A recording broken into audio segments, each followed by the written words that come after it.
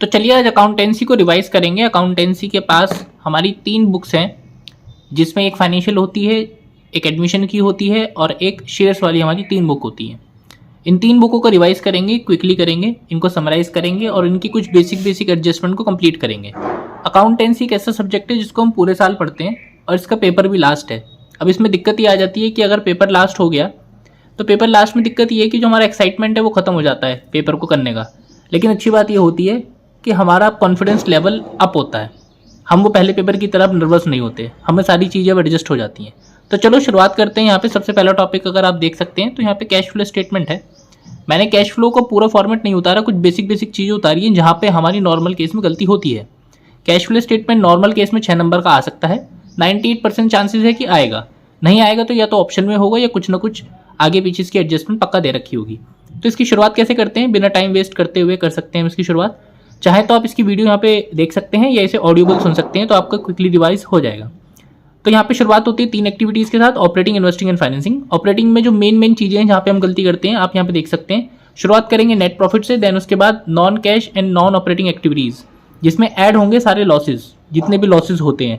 यहाँ पे मैंने कुछ सेलेक्टिव लिखे हैं, इनके अलावा भी और लॉसेज होते हैं, बुक में फॉर्मेट दे रखा है। तो पहला है interest on boring, right of commissions या फिर लॉस ऑफ फिक्स्ड एसेट्स अगर हैं तो वो लॉस ऐड होंगे और इनकम ऐड होगी। इनकम कौन सी, इंटरेस्ट इनकम, रेंटल इनकम और गेन ऑन फिक्स्ड एसेट्स। यहाँ पे मैंने शॉर्ट फॉर्म लिख रखी है, हो सकता है कि आप समझ जाओ, नहीं समझ पाओगे तो फिर तो दिक्कत है भैया, पर मेरी उम्मीद है कि आप लोग समझ जाओगे। देन उसके बाद आता है वर्किंग कैपिटल। वर्किंग कैपिटल बहुत सिंपल है, लेकिन जिसमें हमें गलती नहीं करनी। वो कॉन्सेप्ट क्या बोलता है कि अगर लाइबिलिटी बढ़ती है और एसेट घटता है तो वो ऐड होगा। ये अलग अलग है कि अगर लाइबिलिटी बढ़ेगी तो ऐड होगा, एसेट घटेगा तो ऐड होगा। ऑन द अदर केस अगर लाइबिलिटी घटेगी तो लेस होगा और एसेट बढ़ेंगे तो ऐड होगा। देन बात करते हैं इन्वेस्टिंग एक्टिविटी। इन्वेस्टिंग एक्टिविटीज में क्या क्या चीज़ आती हैं। पहला आएगा आपका sale and purchase of fixed assets, अगर जितने भी आपने सेल एंड परचेज करी है फिक्स्ड एसेट्स की वो आएंगी। इंटरेस्ट डिविडेंड रिसीव वो आएगा।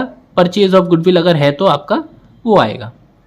देन उसके बाद चलते हैं हम cash flow from financing activity. Financing activity यदि क्या कहता है, पेमेंट ऑफ इंटरियम डिविडेंड अगर आपने कर रखी है तो वो आएगा। पेमेंट ऑफ फाइनल डिविडेंड वो आएगा। Payment of share issue, payment of buyback और issue of shares and debentures. ये कुछ ऐसी हैं जहाँ पे हम गलतियाँ करते हैं और ये सोचते हैं कि ये वाली चीज़ें आएंगी या नहीं आएंगी। इनके अलावा भी फाइनेंसिंग में और भी कई सारी आती हैं, लेकिन वो नॉर्मल केस में हमें पढ़ के समझ आ जाता है।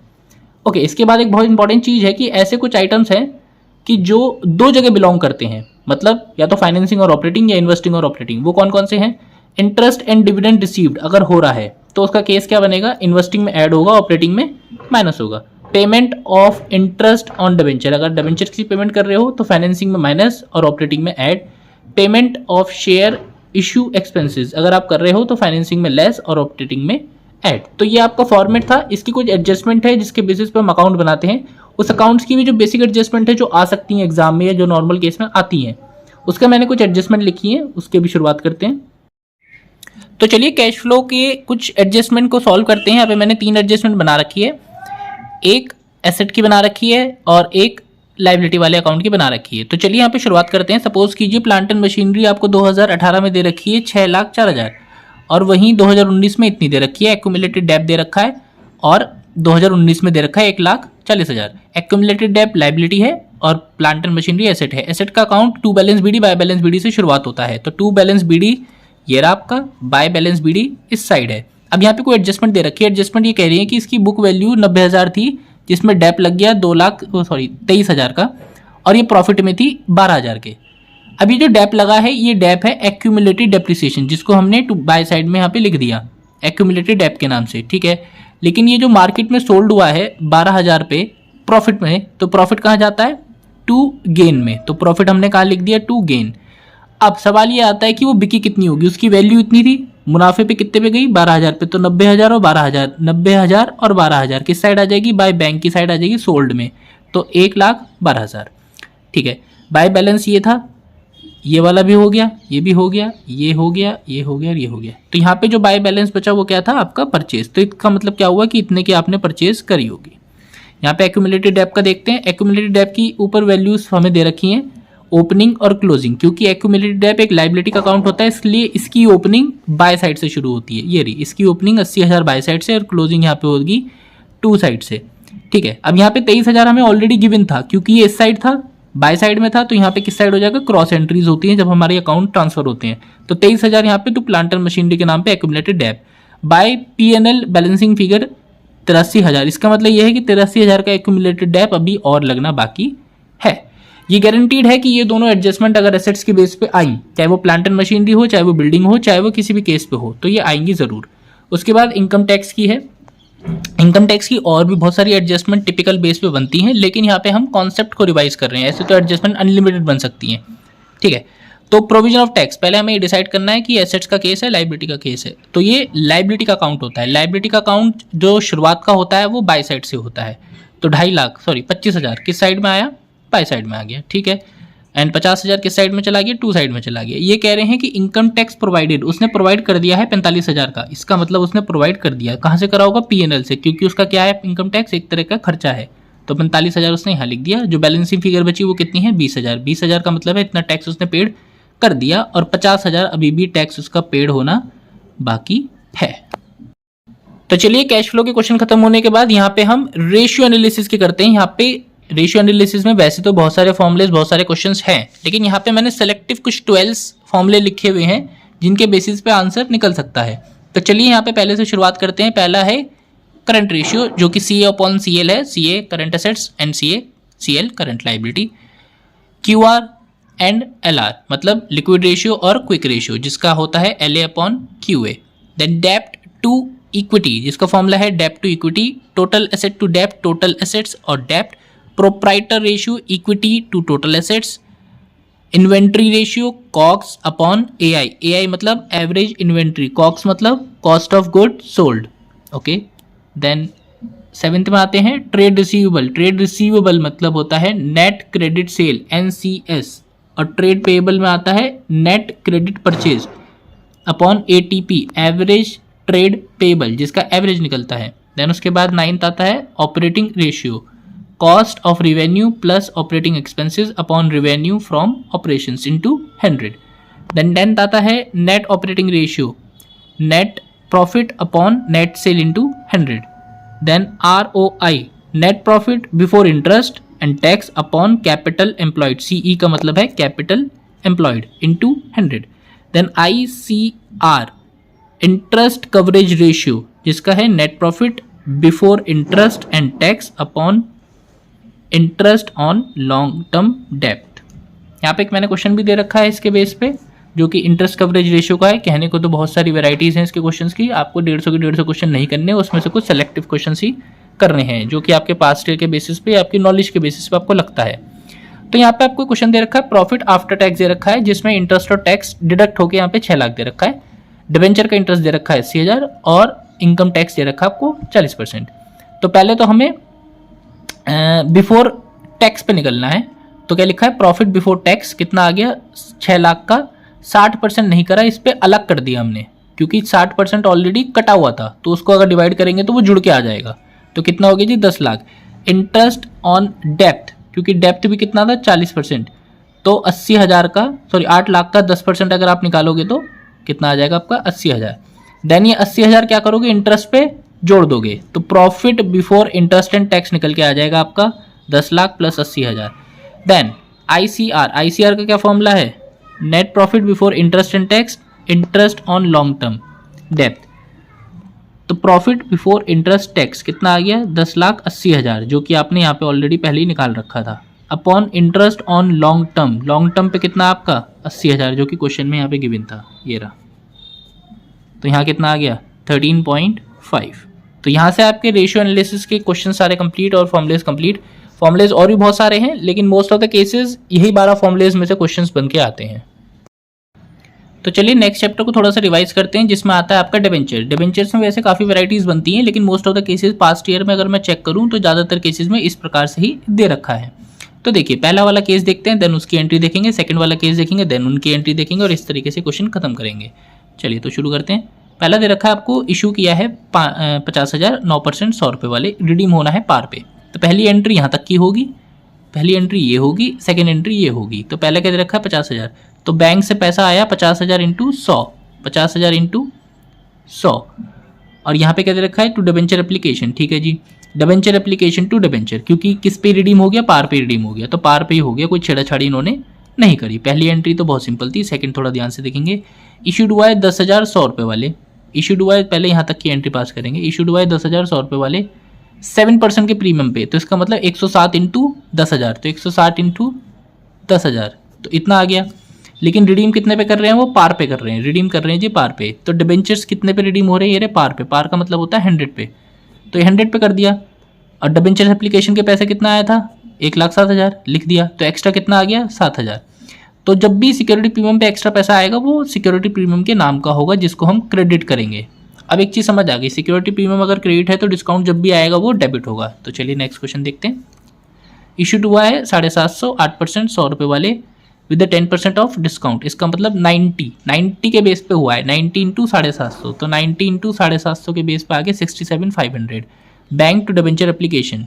ठीक है, अब देखते हैं रिडीम किस पे हुआ है। रिडीम हुआ है जी ये पार पे, पार का मतलब कितना है, 100 पे हुआ होगा, तो रिडीम हुआ है पार पे, ये रहा जी, रिडीम हुआ है पार पे, इसका मतलब 100 पे ही हो गया, तो 100 इंटू 750, 7,500, डिबेंचर एप्लीकेशन 67,500 ये रहा, तो इसका मतलब क्या हुआ होगा, 7,500 का डिस्काउंट हमें मिल गया होगा। तो discount debit, security premium credit in case of debenture और रिडम्पशन और डिबेंचर्स में। देन डी वाला देखते हैं कैसे हो रखा है। तो डी वाला है इशूड हुए हैं 1,000 9% वाले 100 रुपये के विद द प्रीमियम ऑफ 5%, तो इसका मतलब 105 इंटू 1000। तो चलिए डी की पहली एंट्री देखते हैं, 105 इंटू 1000, यस यही हो रखी है, bank to debenture application. Then उसके बाद सेकंड पे देखते हैं रिडीम कितने पे हुआ है। रिडीम को अगर हम चेक करेंगे, रिडीम हुआ है 8% के प्रीमियम के साथ, तो इसका मतलब 100 इंटू 108 के बेस पे रिडीम हुआ है। तो चलिए देखते हैं, 100 इंटू 108 हो रखा है, हाँ जी बिल्कुल हो रखा है। डिबेंचर्स 100 के बेस पे चल रहे हैं, डिबेंचर एप्लीकेशंस ये रहा आपका 1,05,000, क्योंकि 8,000 एक्स्ट्रा थे तो 8,000 वो आपने यहाँ लिख दिए, इसके 5,000 एक्स्ट्रा थे वो आपने यहाँ लिख दिए, उसके बावजूद जो प्रीमियम मिला है रिडम्पशंस पे वो इतना मिला है, और जो लॉस हुआ है इशू पे वो इतना हुआ है। एक बार इसे फिर से देख लो, 105 पे आपने इसे इशू करा था और रिडीम करा है 108 पे, 105 पे आपने इशू करा था ये रहा, और रिडीम करा है 108 पे, लेकिन डिबेंचर्स यहाँ पे 100 लिखे जाते हैं और रिडीम का 8 वाला ये रहा, premium on redemption.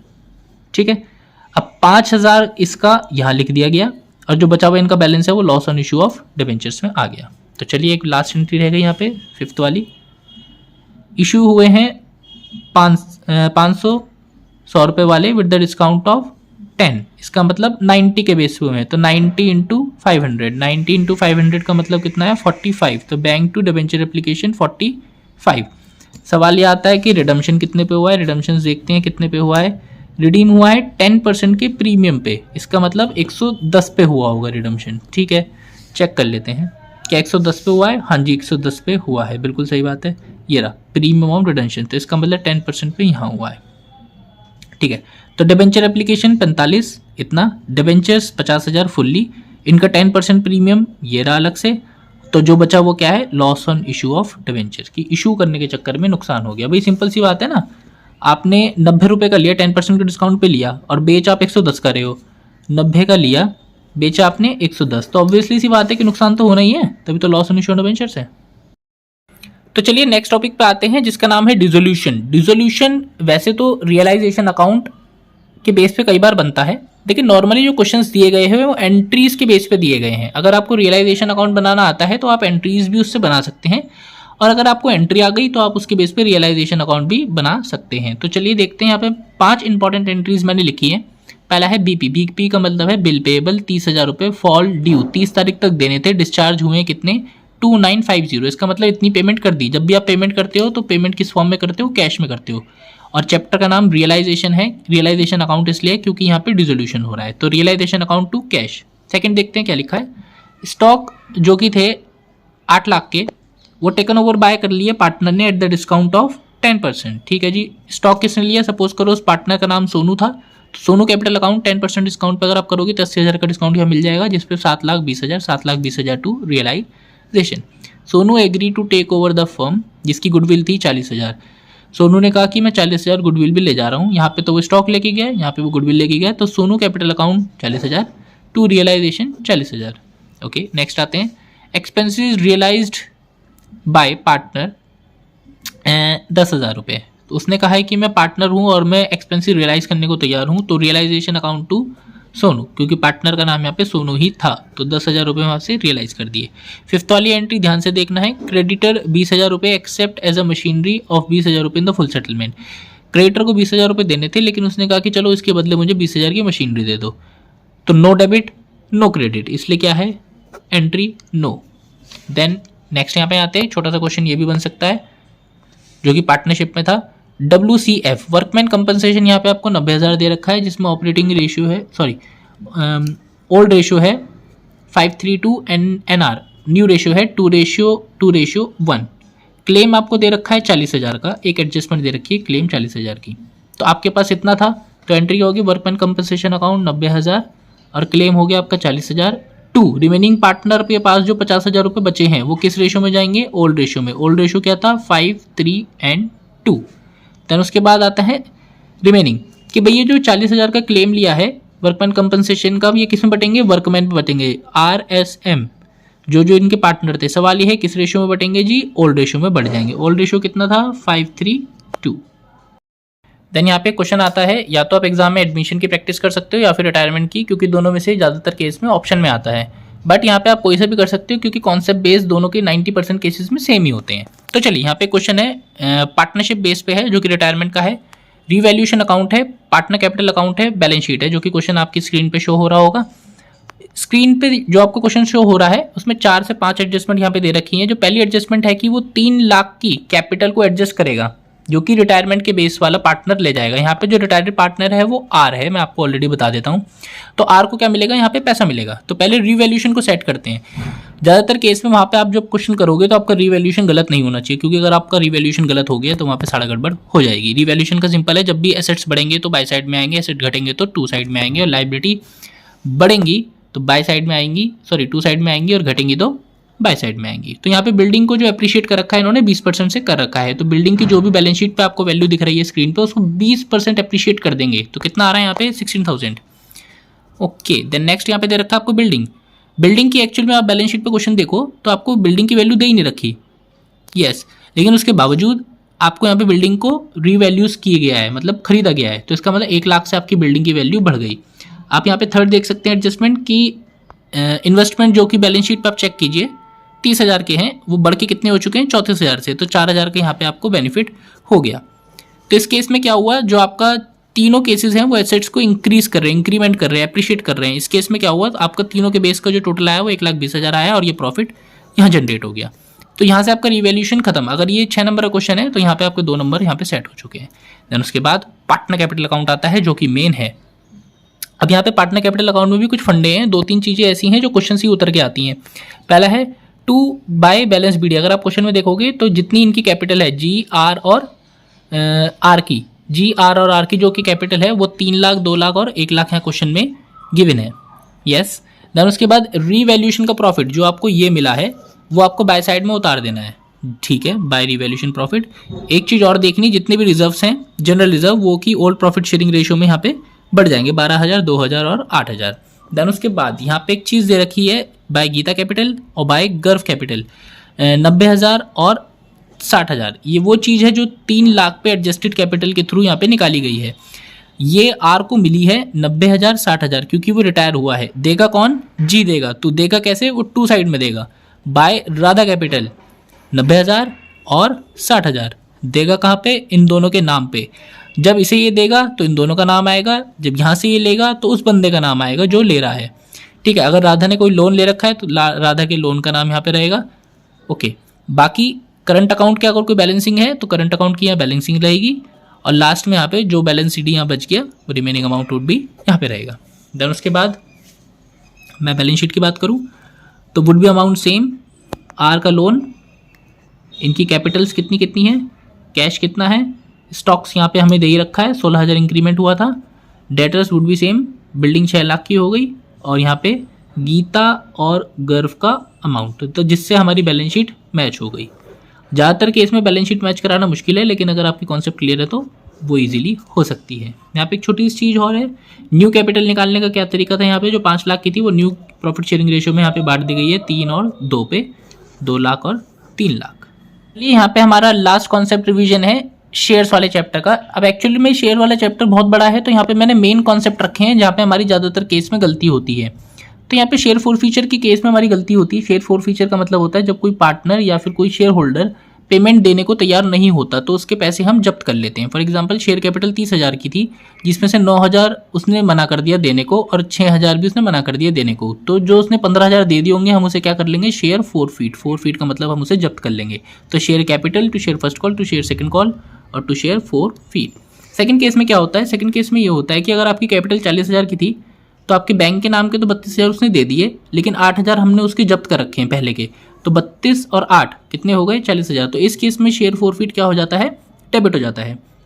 Okay, then एक एंट्री आती है यहाँ पे शेयर री इशू की, जो कि एंट्री कैसे होती है, share forfeit to share capital reserve, कि जितना भी पैसा कैपिटल रिजर्व की फॉर्म में पड़ा हुआ है जब भी आप री इशू करते हो तो या तो वो रेट ज़्यादा होता है या फिर वो रेट कम के बेस पे आप करते हो, तो एंट्री जो पास होती है वो share forfeit account debit to capital reserve whatever the amount would be. इस अमाउंट को कैलकुलेट करने के कई सारे प्रोसेस है, प्रोराटा के बेसिस पे भी आप कर सकते हो और भी 2-3 तरीके मेथड हैं जिनके थ्रू आप कर सकते हो। तो यहाँ पे मैंने बेसिक सी एंट्री रखी है जिन एंट्रीज में ज़्यादातर बेस पे हमारी गलती होती है।